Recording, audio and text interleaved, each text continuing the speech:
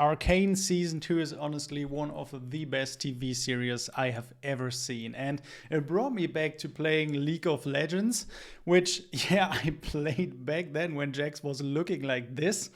And I was playing with a friend, so now Jax looks like this, but I still love to play him.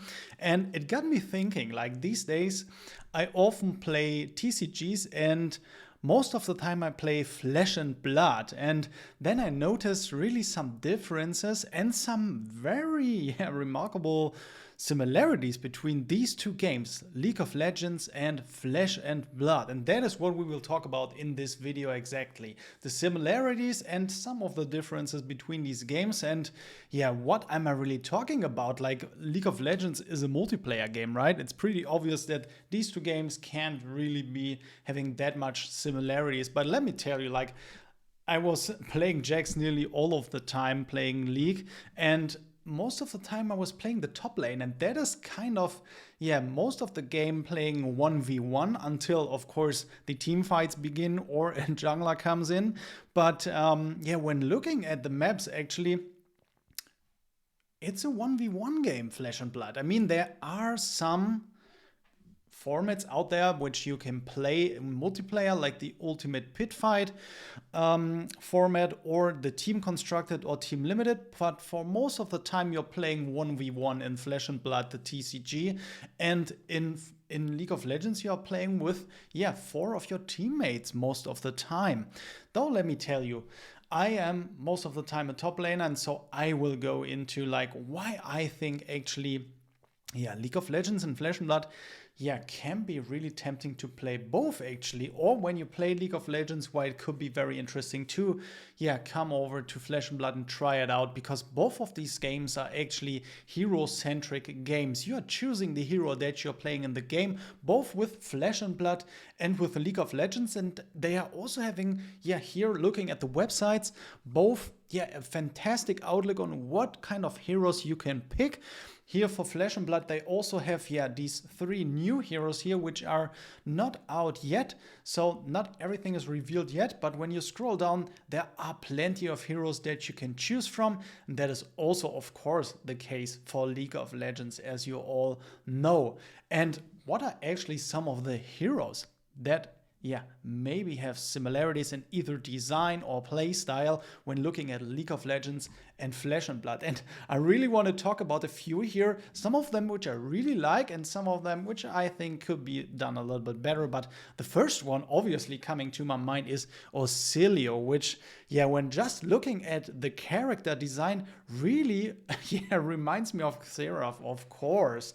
Just looking at the hero design, the champion design, but also looking at how these heroes are played out. I mean, like I said, played Jax most of the time, but I had some games where I played against Xerath, and I can tell you, like, Auxilio is a wizard, and just imagining how Auxilio would be animated really reminds me of how Xerath is played in League of Legends. So let's come to the next one, and that is actually also a new hero from the set Rosetta, where Auxilio was released, but also Aurora was introduced to the game Flesh and Blood.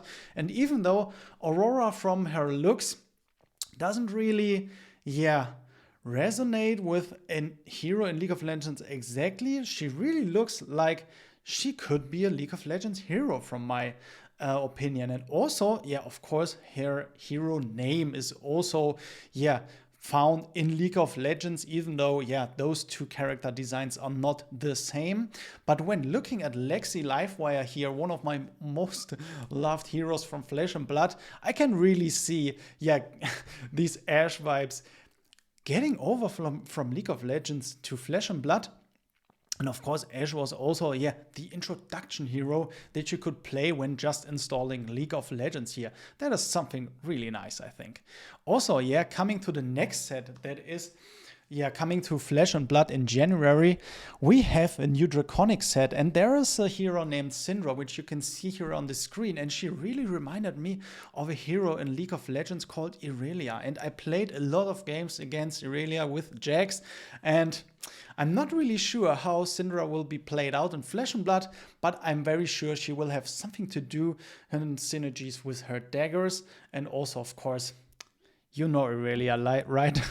That's kind of the thing that Irelia also does. So maybe these two heroes even have some similarities, not only, with their design, but also with their playstyle. So let's come to the next hero, and that is actually Jinx. And even if you don't play League of Legends, just looking from the Arcane advertisement, you must know Jinx, right? I mean, we don't have a female version of Jinx in Flesh and Blood, but we do have Max the Hype Nitro. And let me tell you, like, these two, just looking at the hero design, could even be siblings, right? Isn't it like that? But we'll not only talk about the hero designs in this video, we want to also have a look at the world building, and also, why it's not really the same, when you're playing League of Legends and coming to a TCG, because those TCGs can be quite expensive, but we'll talk about that later in the video. So let's come to the next hero, and I have to say, Warwick is one of my all-time favorite champions from League of Legends, even though my most loved champion is Jax. I would really love to see a character design like Warwick in Flesh and Blood one day, but we have a similar hero. He's not really the same, but KO, of course, gets me some vibes. He's, of course, not a werewolf, but you could play KO if you like to play Warwick. Just try it out. Even KO is a starter deck in Flesh and Blood. So let's come to not only the heroes, but actually what you can equip them with, because that is also something very similar between these two games, in my opinion, that you are actually using equipments and weapons during your game. Although in League of Legends you are leveling up your hero at first and then slowly building up your items over time. And in Flesh and Blood, you're really starting at your full power and then slowly draining down your energy until your last hit. So on February, you can just get a look at all of those equipments and weapons that are available in the game of Flesh and Blood. And there are quite some, actually, because this game is out for 5 years. And of course, League of Legends is out, I think in 2009 it was released. But when looking at the list of items here for League of Legends, there are also a lot of items, equipments and weapons, potions and so on, awards that you can choose to get for your hero during the game, depending on the style of hero that you're playing, the strategy that you're going for, more during those arcane damage or physical damage. And that is also something that you can do in Flesh and Blood, choosing different routes to go down when equipping your hero, choosing the weapons and so on. Also, I have to say, we wanted to talk a little bit about the world building here, because Flesh and Blood, the TCG, they build actually a world that these heroes live in and that they have a backstory in. And you can just look up all of those areas that we have already discovered in the world of Wraith on the Fab TCG side. And for example, Aria, one of my all-time regions from Flesh and Blood, you can just punch in and read some of the stories and some of the background around Aria and why it is such a magical place to be in. And also when looking at League of Legends, also we have these different regions here, which some of are really designed out in Arcane, of course, with Piltover and Zaun. But when looking at these two, they really remind me of two regions in Flesh and Blood. And I have to say, we have Matrix, the City of Wonder in Flesh and Blood, which is kind of this technical city where, not only humans, but they're evolving with the technology and really pushing the limits. And I have to say, it really reminds me, not only in the looks, but also around the story, with Piltover in Riot's League of Legends. And also they have an equivalent here. They have the pits, the underworld, right next to Matrix. And of course, that's a little bit similar how we view it with Piltover and Zaun and in League of Legends. Sorry, guys, mixing it up here a little bit.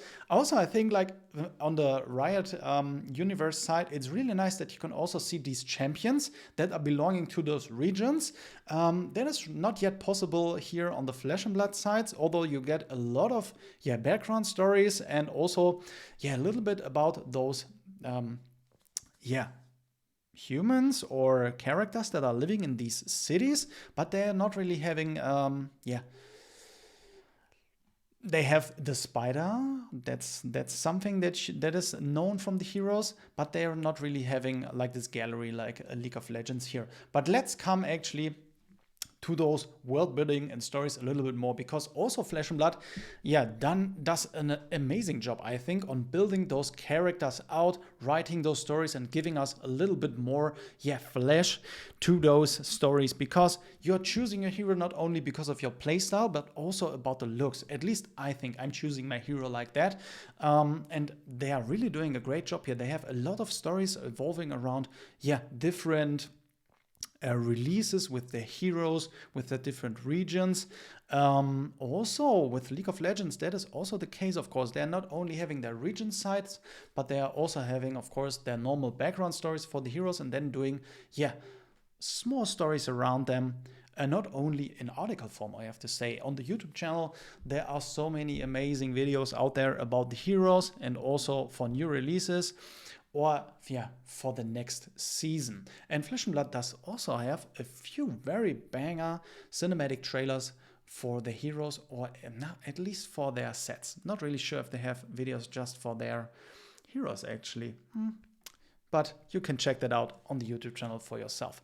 Let's actually come to Jax again, because I have to say, Jax is not only my favorite hero, but I also think he is the hero that I was mostly touching on the playstyle. I think I was really drawn to Jax because of his playstyle, being a very fast hero, punching a lot of hits, and also his hero abilities, doing a lot for that, because he's only getting stronger the more time he can hit, and also the third time he is hit, always his attack is stronger. So his ultimate, so to say. And in Flesh and Blood, we have a hero called Fire Rising Rebellion. And even though Fire has a hero ability that lets you get another attack on the board, he also has cards, his attacks, his actions from his deck that you can utilize to get a similar feeling like I had it with Jax.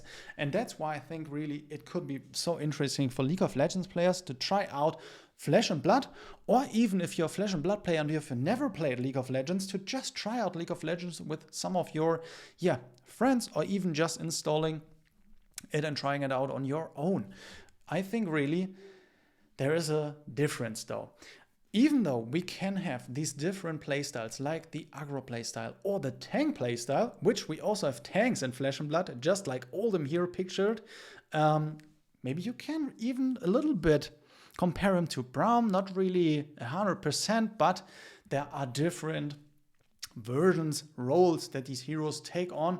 And of course, when looking at Fai, he's not really that beefy. He can be taken down fairly easy, even though he has some armor. He doesn't really have that much armor like Oldham has. And for sure, he doesn't have that many defensive tools to his main deck.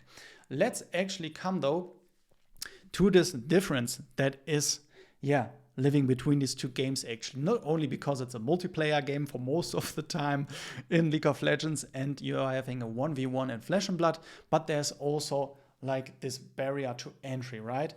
With League of Legends, of course, being a digital game and Flesh and Blood being a physical game with cards, there is a way to just jump into League of Legends. You're not even having to pay anything for it. And then there are just, free heroes that you can choose from and then just play the game. Of course, it's another question if you can play the game really well with these heroes, but you can just try it out that way. There's a way, though, that you can play Flesh and Blood for free. That is something very nice, I think. And that is the starter deck that most of the retailers, the LGSs, the local game stores that are running Flesh and Blood tournaments have. And that is called the Ira Crimson Haze starter deck. That is just a deck that you get for free if you want to try out, Flesh and Blood. But of course, when you are really drawn to the game and you want to play it, you have to spend money on it. Even though you don't have to spend a fortune on it, there is a way to really spend a fortune on this game, but there are also these easier starter decks like the First Strike decks with Aurora and Terra, which is, Aurora is an aggro deck and Terra is more of a beefy deck, like a tank, so to say, when you're coming from League of Legends, a guardian from Flesh and Blood terms.